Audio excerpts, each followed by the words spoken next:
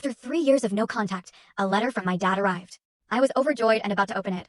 3 years. 3 long years, I convinced myself he'd abandoned me, leaving me utterly shattered. But then a letter arrived, twisting my world into a knot of desperate hope and chilling dread. What if the man I thought had simply walked away was actually fighting a battle I couldn't even begin to imagine? What if everything I believed was a lie? My name is Amanda Montgomery, and at 29, I had finally buried the hope of ever hearing from my father again. 3 years of absolute silence had a way of teaching you that.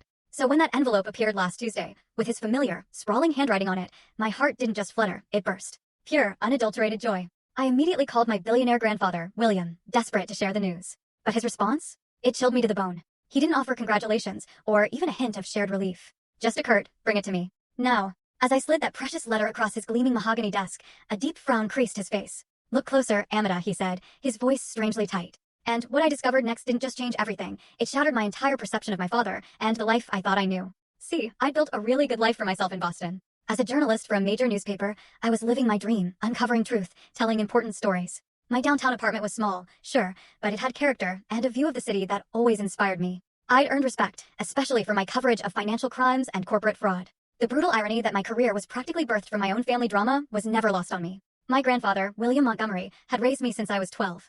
A self-made billionaire, his investments spanned real estate, technology, manufacturing. He could have given me everything, but he pushed me to earn my own way. Money is a tool, Amada, he'd always say, not a substitute for character. Grandpa William was my rock, my constant. My father Jackson? He was anything but. Dad struggled with alcohol for as long as I could remember. It tore my parents apart when I was 8. Then, when I was 12, Mom passed away from cancer, leaving me in Grandpa's care. Dad would float in and out of my life after that, sometimes disappearing for months, only to show up again with grand promises and ambitious, doomed plans. The tension between Dad and Grandpa was always thick enough to cut with a knife. Dad resented Grandpa's wealth, his success, claiming it cast a shadow he could never escape. His business ventures consistently failed, often because he'd abandon them halfway for some new, guaranteed opportunity. Grandpa would offer advice, Dad would ignore it, and then, inevitably, ask for money when everything collapsed. I built everything from nothing, Grandpa would say, exasperated.